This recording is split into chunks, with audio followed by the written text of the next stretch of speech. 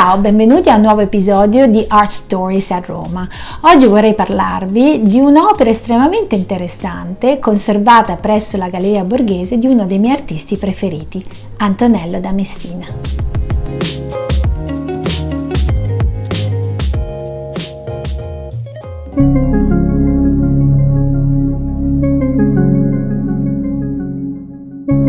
Purtroppo sono scarse le notizie sulla biografia di Antonello, anche perché a causa di un catastrofico terremoto avvenuto nel 1908, le poche documentazioni disponibili sono andate perdute.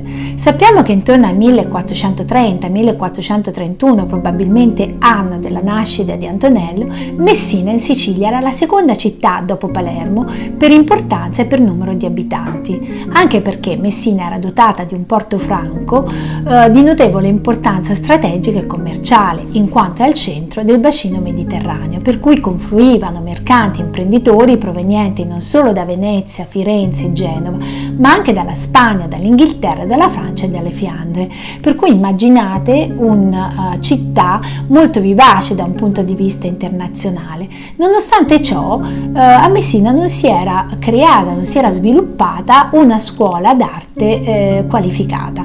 Questo è il motivo per cui Antonello sarà costretto a trasferirsi a Napoli presso la bottega di Colantonio per continuare la sua educazione artistica, e a Napoli, al seguito di Alfonso d'Aragona, perverranno opere della tradizione pittorica fiamminga, così come opere degli artisti spagnoli contemporanei, per cui Antonello subirà l'influenza sia dell'uno che dell'altro.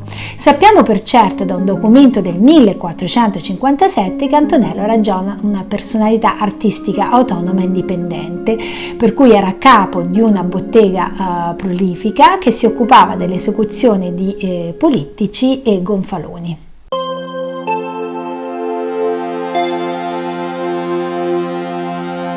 Il ritratto di uomo purtroppo non identificato può essere datato al 1475-1476, ovvero al periodo della maturità artistica di Antonello, nonché del suo soggiorno veneziano. Questo è stato possibile grazie a dei confronti stilistici e a degli elementi iconografici dell'abbigliamento, in quanto il berretto nero a punta che scende fino al petto, così come l'abito rosso, sono tipici dei cittadini veneziani.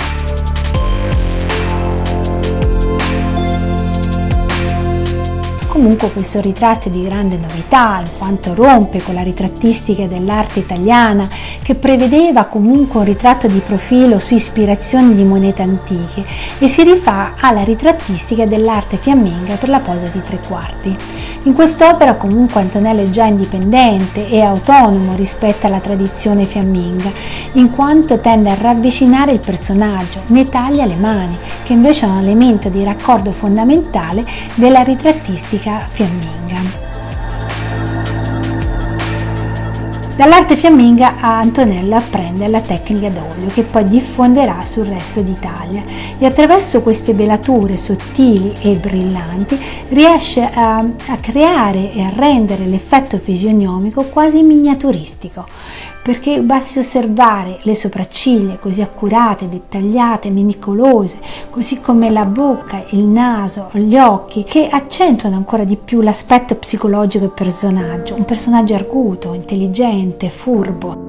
Ma l'elemento di grande novità nei ritratti di Antonello è lo sguardo del personaggio ritratto, che ci coinvolge direttamente attraverso un dialogo intimo, privato. Una grande novità se si considera ad esempio la ritrattistica dell'arte veneziana, basti pensare ai ritratti di Giovanni Bellini, dove il personaggio ritratto aveva uno sguardo sempre al di fuori dello spettatore, al di fuori della visuale della composizione. Il contrasto tra il fondale scuro e la luminosità del volto accentua questo aspetto scultoreo e lo rende ancora più realistico, più naturalistico, ed è questo il motivo per cui i ritratti di Antonello diventeranno un punto di riferimento fondamentale per la generazione successiva di artisti che ne adatteranno le novità formali.